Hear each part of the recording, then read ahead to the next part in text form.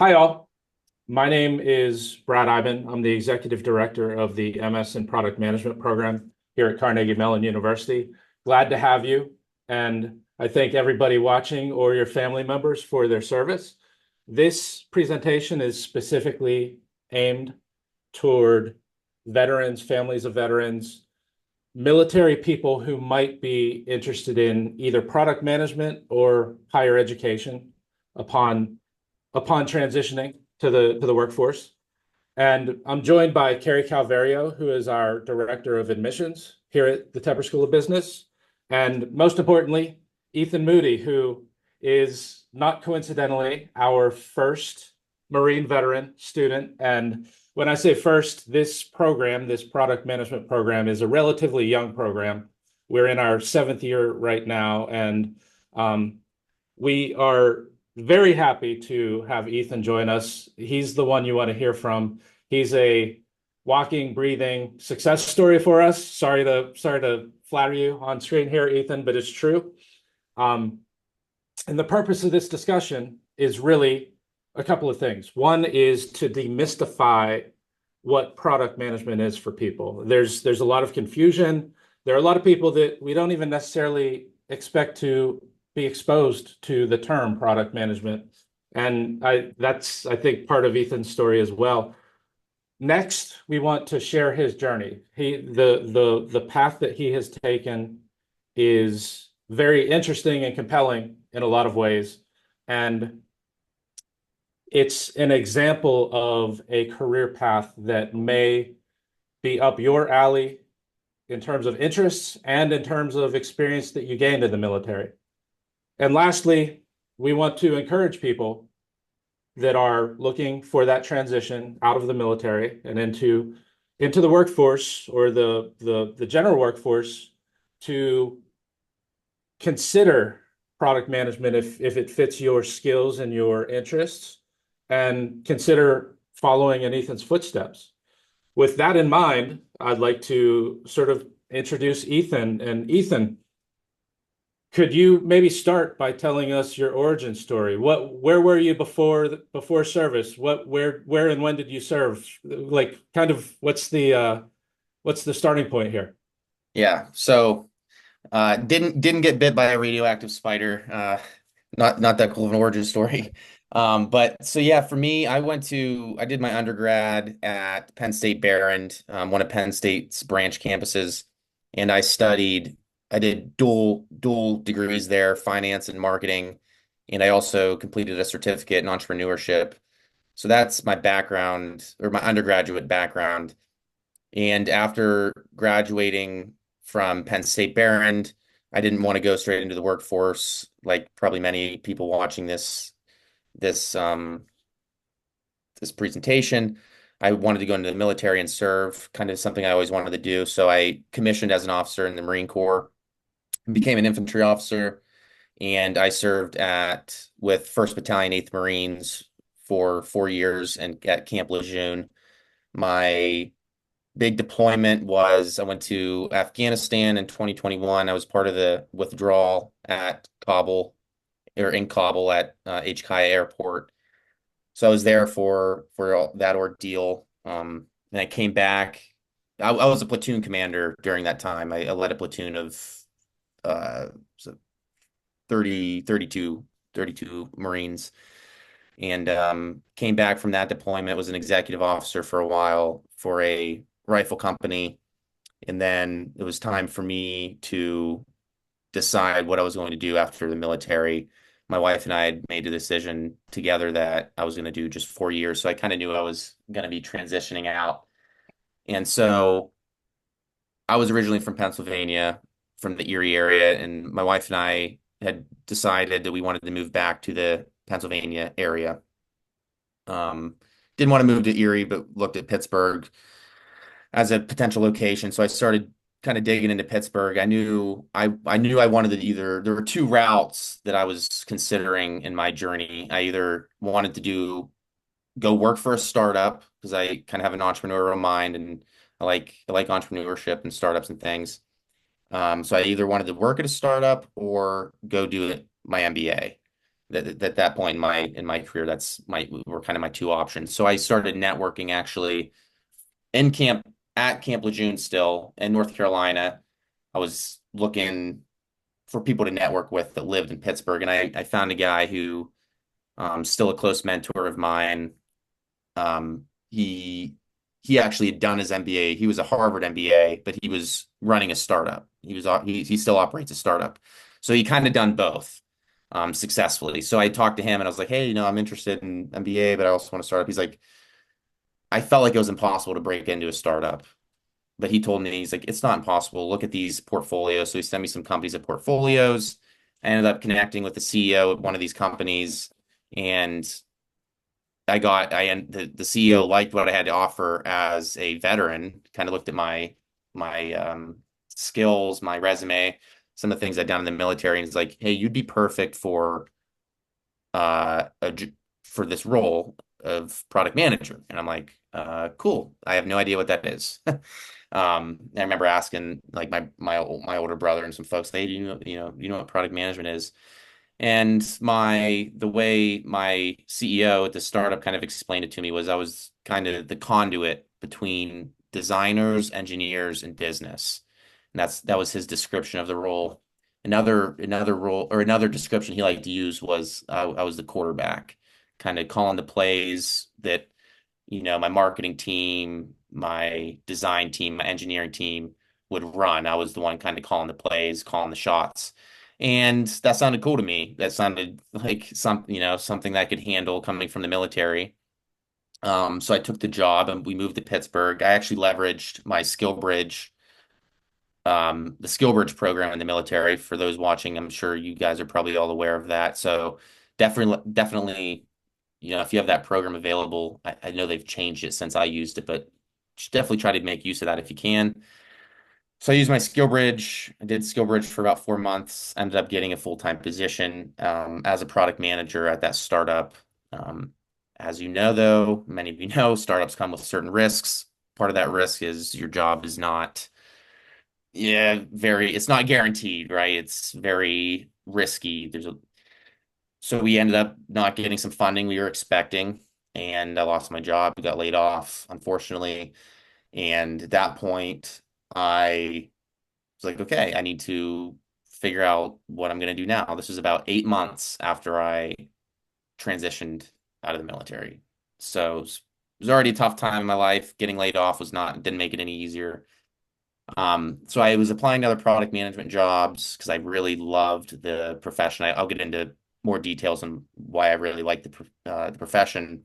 But I was applying, wasn't getting any feedback. I don't know if it was a tough job market at the time, but I looked at my resume and I said, okay, like what am I missing? And what I felt like I was missing was like some serious coding skills or some tech skills. So I decided to use my more veteran benefits. I used my vet tech benefits, which is another program if anyone's like lacking some technical skills and they want to use, it's another great program. So I went and did a 4-month coding boot camp where I learned full stack development, web development, JavaScript, front end and back end.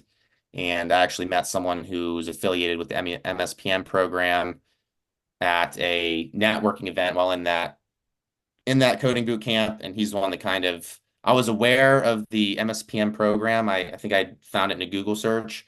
And after being a product manager and realizing what the role was like, it changed my perspective on an MBA. And so when I found out, like, holy cow, I'm living in Pittsburgh, Carnegie Mellon, who's this prestigious university, has a product management program this is something I want to be interested in. It was like a no-brainer for me. And when my contact introduced me to Brad, from there, it was like, I went through the application process and I was kind of all in, assuming I was going to get accepted into the program. So that was kind of long-winded, but some of that stuff.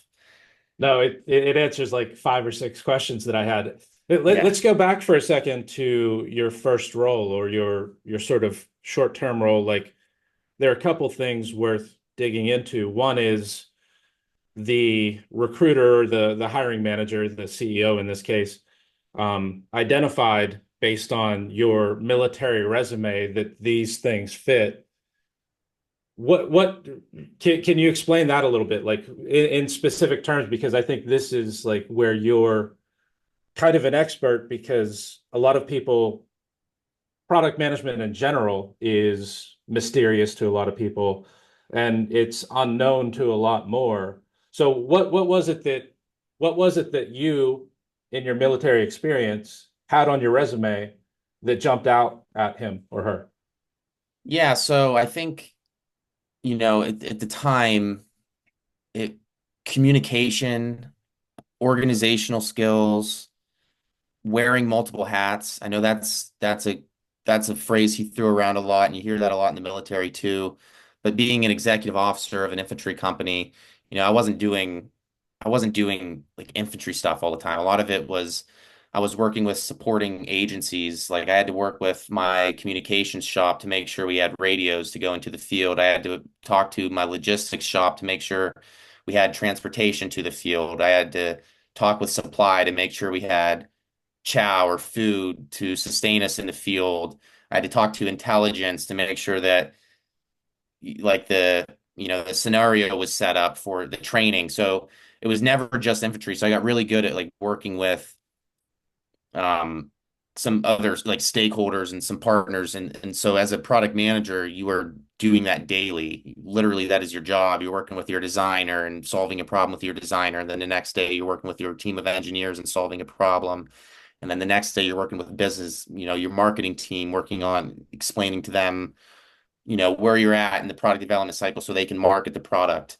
So that is a big one. And being able to communicate, they kind of go hand in hand. You got to be able to communicate effectively, and you're keeping multiple stakeholders informed at all times. And that's the big one. And another big one for me is, as especially a platoon commander, and really I guess as an executive officer too, in my company, and I'm pretty sure this is the same for the Army, definitely across the Marine Corps. I'm sure Air Force does it, Navy does it. You guys have like 2-week training plans, right? So, um, I was building 2-week training plans and handing them to my boss, and he would review them. So, like, basically a breakdown of the day-by-day schedule. Like, what am I doing? And I had certain training requirements I had to meet that came down from higher, like, hey, we need you to be proficient in these skills. So I had to build out these 2-week training programs. And if you're familiar at all with product management, that can be very synonymous with a 2-week sprint, which this is what I was figuring all this stuff out in my first product management role. I was like, oh, hey, like I know how to do this. This is like a sprint is just a 2-week training plan. I just got to figure out what's important, right? It's not training now, it's building a feature, and I just got to I got to be able to prioritize. So that's a keyword, prioritization. So I was building out, these 2-week sprints, working with my engineers, my designers on what we're going to accomplish. And then like mirroring my experience as an XO executive officer, where I was looking at larger time frames, you're looking at months, maybe like quarterly training plans. That is similar to a roadmap, what you build in product management. So you're starting to look at your product roadmap. What features are we going to build in 3 months from now, a year from now? It is the same. It was almost the same exact thing. So in my head, I was thinking like when my boss was explaining this to me, I was able to just I was putting my XO boots on or my platoon commander boots on. I was like, oh, this is no different. Like I'm just building a 2-week training plan or a quarterly training plan. It was literally almost the same thing, and it helped me a lot when I started thinking like that. Um, and I had another one too. Really, yeah, those are probably the two big ones. Yeah, actually. It also sounds to me like there wasn't anybody there to explicitly tell you what to do. You had to figure out what the problems to be solved were and then Yeah, figure it is that's product management in a nutshell in many ways. yeah, exactly. And Yeah. and I like that. I feel like a lot of people in the military, it's weird because people think of it almost as like everything's everything's dictated and you're told to do everything. And that's probably true in some cases. In some cases, if in my opinion, if you have like a good officer in charge, like that's not always gonna be the case. They're gonna delegate tasks and kind of leave it up to you. They're gonna tell you what needs to get done, but not how to do it or anything. That's very similar to being a product manager. yeah, figuring out the right, the right problems to solve and things like that. Yeah, yeah. So fast forwarding a little bit, was there in your first role, was there a moment or something that you dove into that you were like, okay, this is what I thought it is, or this is what I was looking for, and this is the path for me? Yeah, I mean, it was pretty immediate when I realized that because for me, like being at a startup, I was I would build user flows with my designer. And for those who don't know what a user flow is, I was basically building out the user journey or the user basically on your phone. Like if I sign in, because my product was a mobile application, right? So we were building out like every screen, okay? And like if you hit this button, then you go here. If you hit this button, then you go here. If you do this, the app does this. Like building out every single scenario that could possibly happen in the app. And what I really realized was like I'm really I was really close to the product because it was a small startup, but and then when that would go through development and then I would actually do quality assurance testing, I was testing something I built. That's when it was like, this is really cool. Like I was the one that built those screens and that flow. And I sent it to my engineering team was awesome. My designers are awesome. And they actually built this out, brought it into life. And then it came back to me because I was doing this quality assurance testing. And that was when I was just like, I mean, this is amazing. Like I'm legitimately building a product. I'm building something. And it was tangible. I could use it. It was really cool. And I love that about it. Yeah, when you click something and it actually switches over to another screen, that's sort of a Yeah, moment that I can do this thing. yeah, and that's Yeah, that's that's kind of why I like startups too, because you're really close to the product like that, and it feels it's very rewarding, very rewarding. yeah, yeah. So, so maybe fast forwarding more toward present day, we found each other through sort of non-traditional means or strokes of luck or fate or whatever you want to describe it. Um, the now you know what you know what your aspirations are. You know that there's a vehicle to make it happen. What about the practical considerations? Like you're relatively young, you have a young family, all these things. What was in your mind as far as how do I work out the logistics? What are the practical financial aid and all these different things? How do I go about getting the government funding? All these different questions that had to be the sort of real life practical questions that probably seemed like major obstacles. Yeah, so for me, now everyone's case is going to be, I think, pretty different because like, so my situation is I'm married, my wife has a job, and we have one kid. And that's, as soon as you have like you're married and you have two kids, like it's already a different situation because like two kids is different than one kid. And then like just because, it's more expensive, whatever. So like that is my scenario. I was married with one kid. I was a homeowner. I was not renting. So that also I'm putting this out there because I think it's useful information. So I was a homeowner. And so I had my big things really were obviously paying for my education. What was that going to look like? And how was I going to provide enough additional income to support my wife? My wife has a pretty good job. She's a nurse practitioner. So I think we probably could have did it on one income, but we have a kid, so I wanted to be able to somehow support her so she wasn't doing it alone. Childcare was another one. We talked about having children, like how am I going to go to school and make it work with having a child? Um, I think I think those are probably my main concerns. So getting into some of those, the first one, how was I going to pay for it? I have the GI Bill, the post 9/11 GI Bill. So I did 4 years, so I got the full GI Bill. And I think this is probably on a case by case basis, but Carnegie Mellon, they use the yellow ribbon program, which if you're not familiar, basically if you go to a private institution and the GI Bill doesn't cover, because I think the GI Bill covers whatever your state tuition is. So I think in Pennsylvania, the state tuition caps at like 27 grand, I think, $27,000. So obviously, 28. You were one off, but you were very close. oh, is it 28? Mhm. Okay.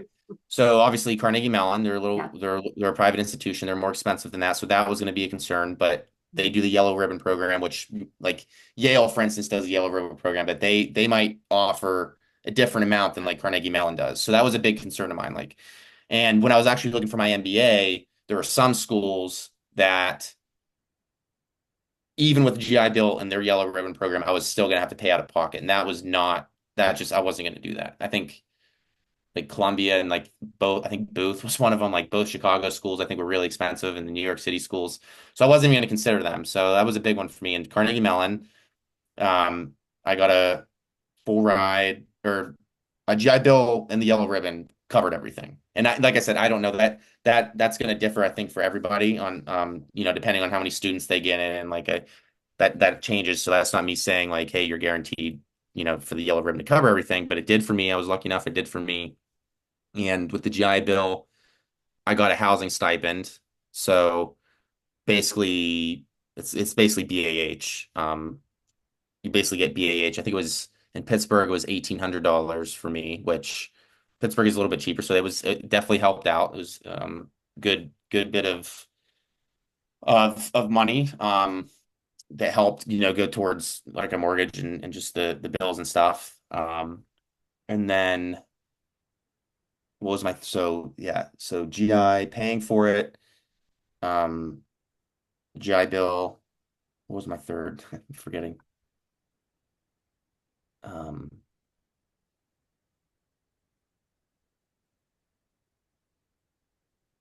You guys remember what my In terms of payment source? Do you want me to No, I thought share a little I bit? This may Yeah. not be what you're thinking I- about, but I can share a little bit more about the GI Bill at CMU and maybe give you, sure, yeah, that would, yeah. I Yep. was actually going to use that as a lead into you, Kari. And I'm also thinking in terms of just maybe some thoughts on the general attitude at Tepper specifically toward veterans, because Yeah. it's not just the MSPM program. It's like I've seen the numbers and Right. there's a relationship, let's say. Absolutely. Yeah, absolutely. So let's start with that. And then mine was going to get into like the nitty-gritties, but so, we mentioned at the beginning that Ethan is our first veteran in the MSPM program, which is super exciting. Ethan is not the first veteran at Tepper though. And I mean that in a very good, like supportive way of the incoming MBA class, which got to campus yesterday, has 40 veterans in it. Or between the first and the second, the incoming MBA class, a quarter of the incoming MBA class are US veterans, which is up from typically like 10%, 11%. Between the first year and second year MBA, so it's a 2-year program, between the first and the second years, we have 40 veterans. In the part-time MBA program, we have 20 veterans. So Ethan, you are among a community of a lot of US military veterans. And so there are certain designations that a school can go through. So we've been designated a military friendly school. And so there are certain things like support that you have to kind of prove or provide to say, yes, we can get this distinction as this military friendly school. One of those being the Tepper Veterans Club. And so just opportunities for those. In addition to vets in the program, it's a smaller number, but we do have active duty military in the program too. Sometimes they get, like they'll come get their degree for 2 years, they have to return back. We have some who are going to return to different academies and go teach, do different things like that. So there's also a nice community of active duty military as well. So the school itself, I think, is incredibly military friendly. You can see that through the numbers. The nice thing is that GI and that yellow ribbon eligibility. And for the MSPM program specifically, we are an off-cycle start. And so the application is open. We're a January start, whereas many traditional MBA programs, even some MS programs, are an August start. Like I said, the MBAs arrived yesterday. because of that, and again, I won't get too far into the details here, but I think from an incentive, from a GI Bill standpoint, is you get the GI Bill twice because of how the calendar year works out. And so because we are a January to December, you get the GI Bill once for the spring and summer, and then you would get an opportunity to have an additional from the GI Bill standpoint in the fall of that next year. So because of, it's just nice. That's not why we planned our program like that, but I think it's a nice incentive or a nice thing to share is that so because we're private, you got to look up on and I do have some links I can send to anybody as long, and I'll give our email address to send in of where you reach out to find out your eligibility, to find out how much is eligible. But CMU is a private institution, so you look that up, but it's typically, like Ethan said, that 27 or 28,000.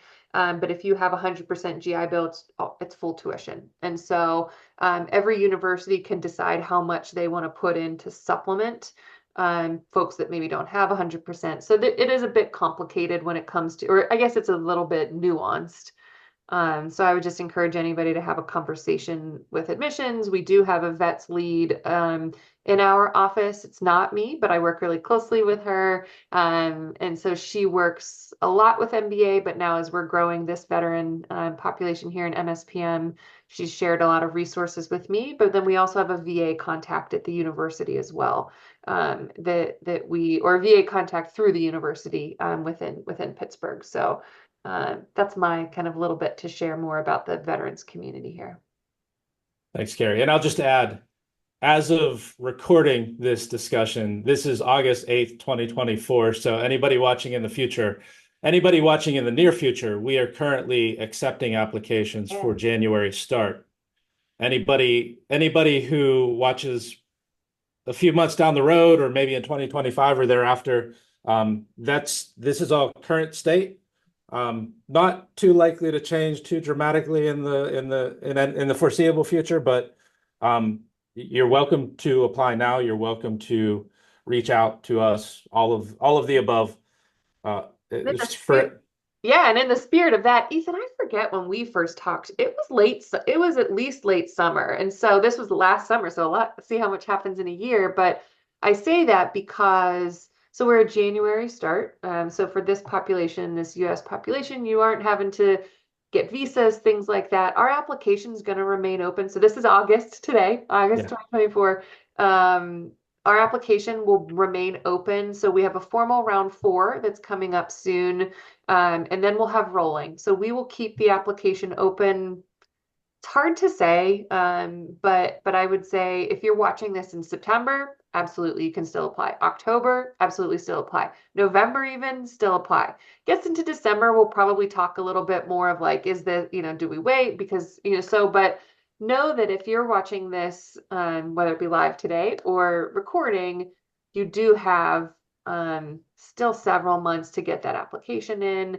We try and make it as quick as possible, 30 minutes start to finish, aside from getting your recommender, things like that. But we try and make it a pretty quick process for you, pretty easy process. And then we're not wrapping up. It sounds like we're wrapping up, but I just wanted to add in that as of today, August, but then for this community, we would have probably at least a couple more months of solid that you're able to apply. Yeah. I was. Go ahead, Ethan. I was just saying, I was one of those rolling applications. My situation was really weird. How I got laid off, and then I knew about the program. I didn't know it was a January start date. So when I found that out, when I met this guy at this networking event, he told me, he's like, it starts in January. I was like, if I get accepted, I will I will be there in January. So it actually worked out in my favor. Didn't know that. But I applied, I think in October. Yeah, I thought it was later. I knew it wasn't summer, but yeah. Yeah, I think I would have, had I known, I would have applied a lot earlier. I didn't know that, but I ended up getting everything in, and it was cool. Yeah. And the admission review is holistic, and so I will say that. So what I'm about to say, this is the reason I'm couching it with this. So it's a holistic review. You have to have academic aptitude. You have to have just the ability to be successful.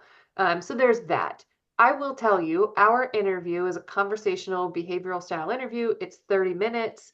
The characteristics, Ethan, I'm telling you all the truth here. The characteristics that I saw when you and I talked in your interview, everything you shared about like being that bridge, being communicative, being, the decision making, the leadership skills, which I imagine is a, you've got friends that are like that too. You've got folks you've served with. And so as a skill set, when it comes to being successful in those things, I mean, the interview just knocked it out of the park. And so that was even without me seeing your application, but it was one of those things that I walked away thinking, we got to get more. Like, first of all, I thought, I just want to tell this guy he's admitted, but there was a holistic review, and there were things that, we needed to make sure that we did our diligence on when it came to reviewing the application. But that skill set, what you brought to the table in our 30-minute conversation, anybody that would bring that, I think would be extremely successful.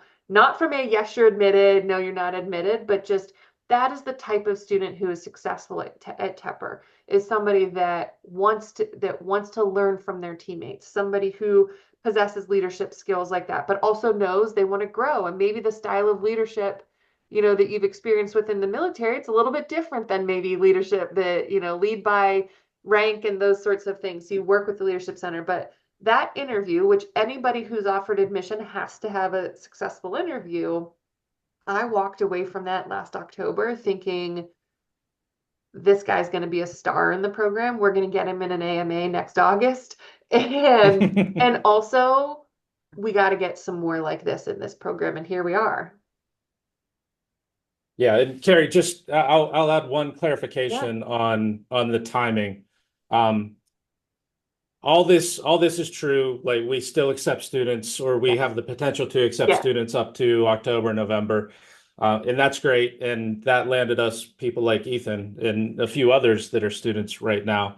I will add, though, that the seats are limited. Right. Don't wait. Yes, Yeah. right. Therefore, like, applying today is better than applying in 2 months. Yes, in terms of, not in terms of whether you're qualified, but in terms of, is there space available for you? So there's also, I don't think it's any secret here, like there's also, the program does a really good job of getting you set up to start preparing for internships during, like, so if you're applying now to the program, there's almost like a pre-course set of things that you want to start doing before you even start at MSPM. Some of that is like working on your resume and applying to internships for the following summer. You want to start doing that sooner rather than later. So when I came in late to the program, I was kind of playing catch up a little bit. It wasn't anything crazy. If I had been working full time, maybe it would have been a lot. But so I was kind of getting my resume in shape, doing some of these other things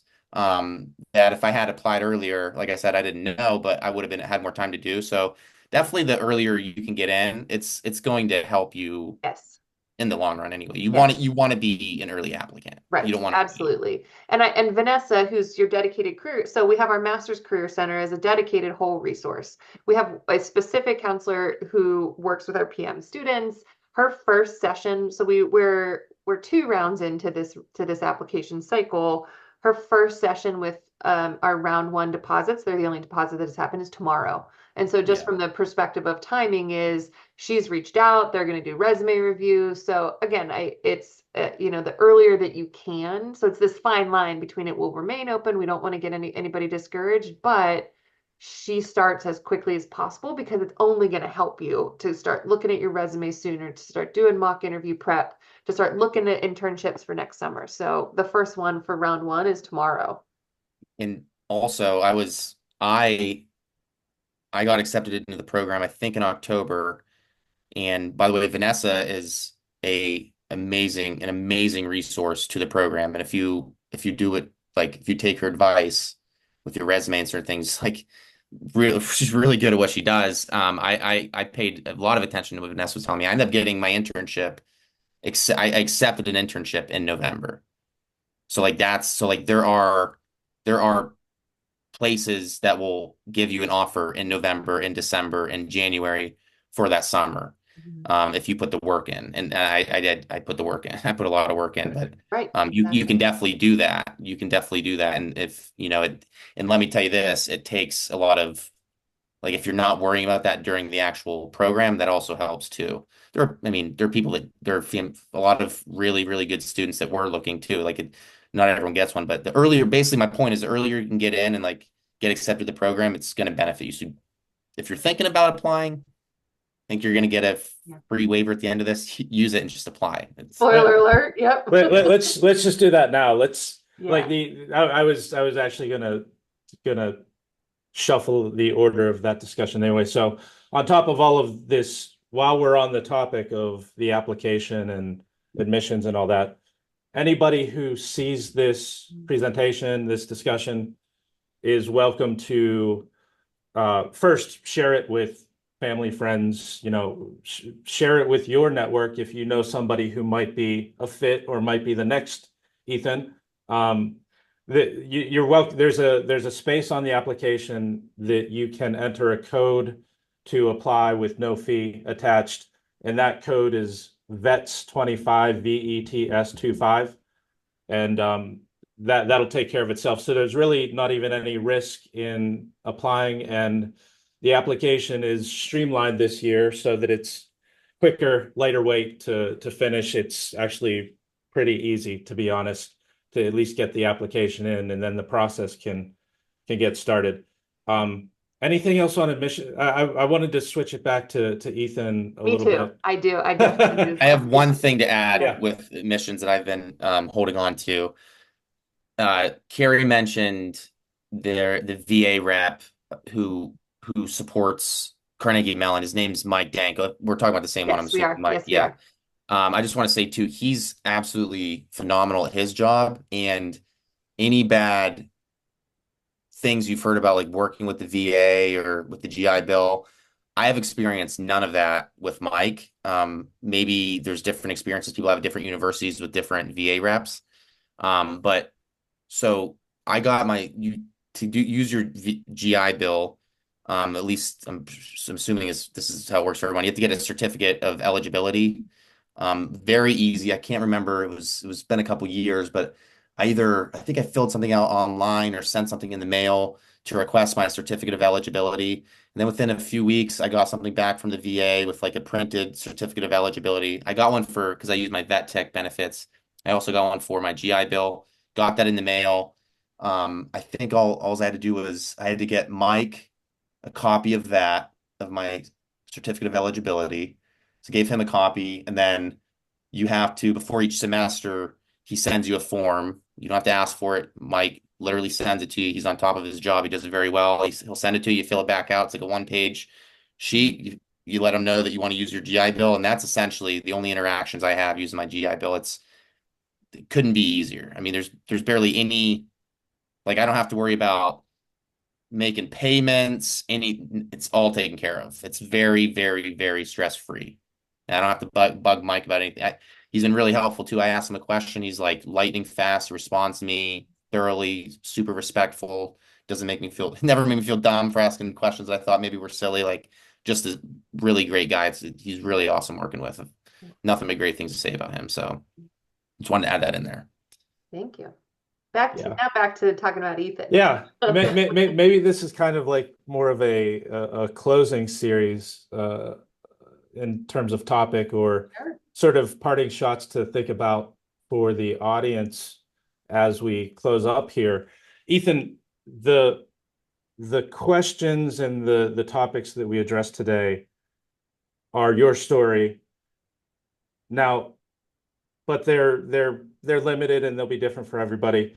Is there anything that you can think of in terms of questions that we didn't address, or thoughts, concerns, obstacles, whatever it might be, that would be relevant to a veteran, family members, whatever it may be, that we didn't address? Like, is there anything that you could imagine is on somebody's mind right now who just watched what we discussed, but there's still a gap left open, or Yeah, I mean, one thing that I think, probably speaking from my own background, is, and Brad, I know we've had this conversation before, Carnegie Mellon, has a certain reputation for being very technical, and it is very technical.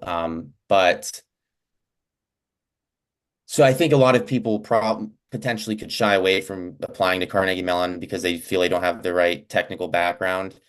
And I think that's maybe sometimes that's true, but I think a lot of times it's probably not true. I think it gets misconstrued of what technical means, but in this program, being technical means like I came from a finance background, which is it can get pretty technical, mostly using tools like Excel.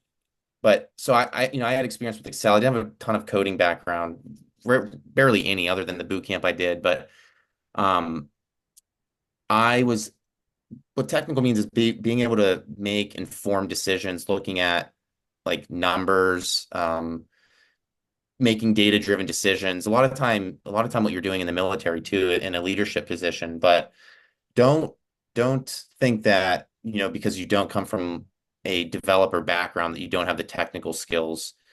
There's lots of, we have a woman in the class she has an economics undergrad and she's interning as a technical PM right now for Amazon. She's not a veteran, but my point is, she didn't come from a coding background. She's very, very smart and one of the best students in the class. Um, think of technical as a way of thinking, not necessarily as like a skill set, as like, oh, can you code? It's more of a way of thinking. Are you able to, connect the dots, make informed decisions? That's what the technical aspect is. That being said, like if you have time to take a 1 week Python course, a lot of people ask me like, hey, like, if you had to recommend what's a technical skill to have, take a 1 week Python course. That'll set you up fine. I think that's if it's still on that, it might even ask you on the application, like what's your technical background. Python, I'd recommend 1 week, 2 week Python course. If you already have Python, then don't worry about it. But I know that comes up a lot. But veterans, I think, don't let that aspect of CMU scare you away. It should attract you because I look at CMU and especially product management. I think product management is the way of like that is what business in the future kind of looks like. That is kind of the new business role. Like there's no longer are there business roles that are not technical. Like if you're in a finance program and you're not learning like Python scripts or like databases, then your finance degree is probably worthless. I mean, seriously, in today's world, or if you're learning marketing and you're not learning some of these marketing tools, your marketing degree is worthless. And so what I love about CMU is it's ingrained in everything you do. We're always talking about the technical side of things, making database decisions, looking at the data. What is the data telling us?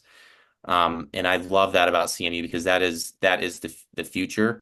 And to add on to that, there's a lot of product managers that are getting MBAs, and that kind of you can ask Brad. I kind of irritates me because there's not a lot of product management programs. We're one of few, but when I see folks going to CMU, maybe I'm not allowed to say this, but going to the MBA and want to be product managers, I think they're missing out on a lot of what MSPM is offering.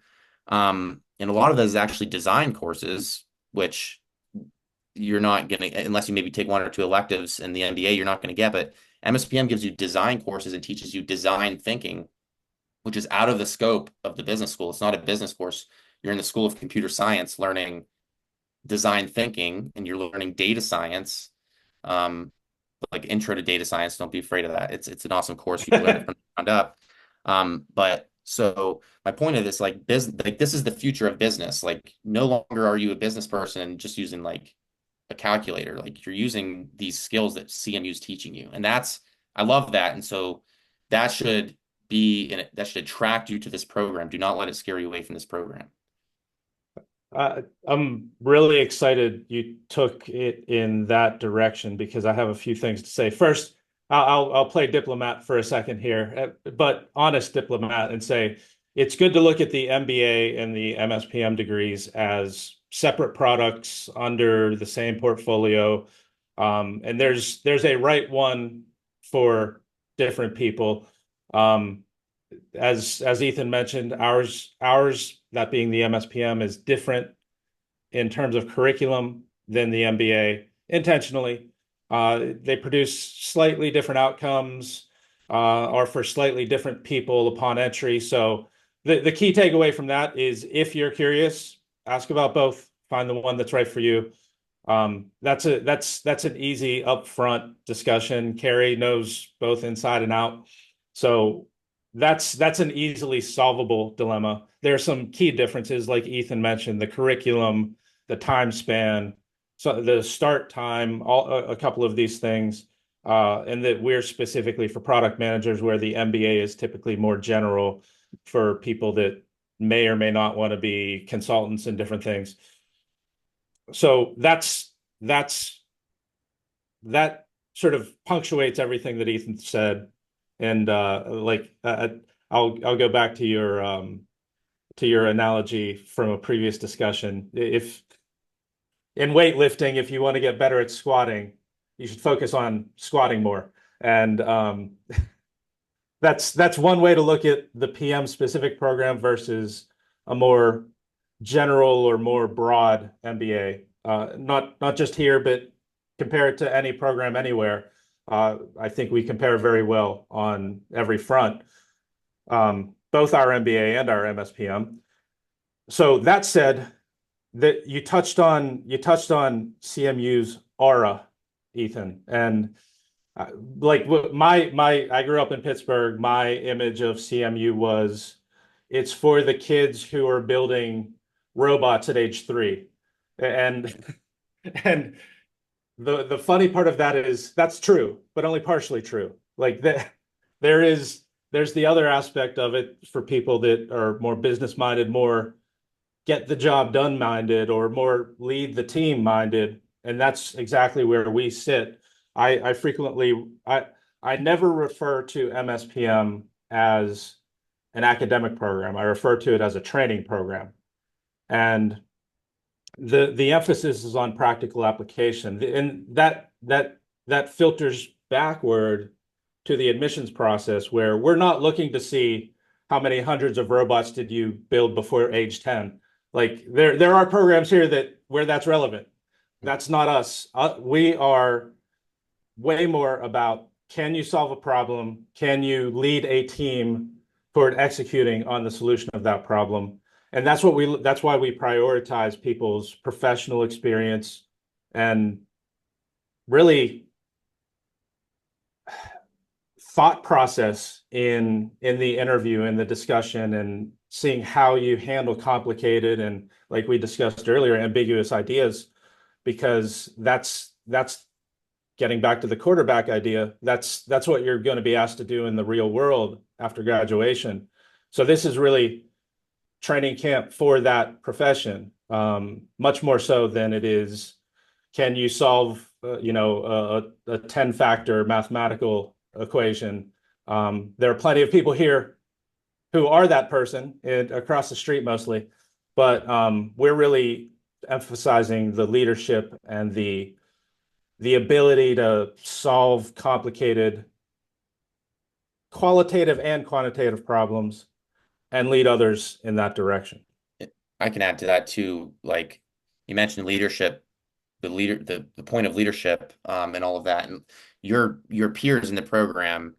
Like I'm exceptionally rare because I'm the only veteran, but like your peers, there's a lot of diversity from people from all over the world, a lot of international students. They're going to be curious in your leadership experience as a veteran. Like I know my peers are awesome, like just super curious and like love learning about kind of what I've been through. Love learning about what they've been through, but your leadership what you bring to the table in terms of leadership is going to be really valued by your peers too, and you're received lots of interest from the professors. Like they like hearing my point of view on things. Like you bring a very unique point of view to the classroom and to the teams that you're going to be on, and you'll notice a lot of times the students kind of look to you for some of the decisions. So it's kind of like by default, you come into the program, you're a veteran, and like people expect you to lead. And for those out there you're in the military, so I expect you kind of like that type of thing. It's definitely in this program too. It's exciting. You get to lots of leadership opportunities, and it's good. So, Kari, anything to add, or should we do our last shot here? I don't have anything to add, but I have a question we got, and just maybe it's an ending question, but maybe I'll see what your ending question is too. I was just going to say to Ethan, so by this point, anybody who's followed us for this long probably has some interest in product management, but whether they do or do not, what would your personal advice be to somebody who is about to be Yep. discharged? Is discharged? Forgive me if I'm using the wrong the wrong terminology, or retire, I suppose, might be the right term, from the military. So I know I have this infinite world in front of me. How do I figure out where to go? What's how do I make sense of this total unknown that is my near future? Yeah. So for me, it's probably very cliche, but maybe this doesn't work for anyone. I really try to follow what I'm passionate about. And for me, I mentioned for me, it's kind of always been entrepreneurship and being a creator rather than a consumer. And so I like creating things in product management is kind of that route for me. I think try to, I'm very goal oriented. Yeah, I have goals written out in 5-year segments all the way until I'm 65. And one of those goals was like doing a master's degree. And so really think about, it sounds hard, but like really think about where you want to be in, 10 years, 15 years. For me, I don't say this a lot, but I want to be a CEO somewhere, whether that's like at my own company or whether that's for another company. And for me, I kind of looked at this path and I viewed product management kind of as the path that would make me happy now and also potentially get me to being a business owner or a CEO in the future. Because a lot of times you hear that the product manager is like a mini CEO. Some people hate that. Some people really like it. Some people are neutral. I think it's relatively accurate. I think at least as a startup, sometimes I felt like I was doing CEO stuff. But so for me, like it really just filled in a lot of pieces for me. Like I get to create right now. I get to build products, and meanwhile, I'm gaining all of this really, really valuable experience of a little bit of design, a little bit of engineering, a little bit of marketing. So just really, be honest with yourself, right? You're a veteran. You have you've represented your country and you served your country. You have a lot to offer. You're really valuable, and don't underestimate what that, what value you bring. So really, if you follow your passion, right, and you work hard like you did in the military, you're going to be successful. So don't be afraid to go after something, that seems hard or, that maybe you're unsure about. Like because for me, I was kind of unsure about like, am I gonna be successful at Carnegie Mellon? Do I have what it takes? Because in my head, it's a prestigious university, and I like doing hard things. I like challenging myself. So don't be afraid to challenge yourself. Um, because if you give it your all like you did in the military and you apply the same principles, you lead with integrity, you work hard, you're a good teammate, you'll be successful. So don't be afraid to do what you're passionate about and try to picture, yourself 5 years, 10 years, 15 years. Where do you want to be and what's going to get you there today? Um, Hopefully that's not like too vague, but that's kind of the way I think That's awesome, thought Ethan. about it. No, that was my question too. So thank you. All right, Here we are. exactly an hour. Hmm? He's Perfect. efficient. Yeah. So Okay. so we've recorded this, so we're gonna make this available. Probably put it out somewhere on our website, but I'll let you fuller and formally wrap up. Brad, is kind of you greeted us, but I just want to say thank you, Ethan, for your time. It's an incredible opportunity to get a front seat to all the really, really incredible and successful things that you are doing for yourself, for your family, for this program. So this is my sincere thank you. But Brad, I'll let you have the last kind of say here. Kari, the email to connect with admissions. Oh, sure. So it's just mspm@cmu.edu. Super simple. Should also be on the website, but name of the program, name of the degree, mspm@cmu.edu. And that's us. Yeah. I'd add too, my first name Ethan, last name Moody, ETHANMOODY. Add me on LinkedIn. You know, I don't know if maybe this video is still up in 3 years from now. People are still getting circled around and veterans are watching it. Feel free to hit me up 3 years from now if you're watching it. And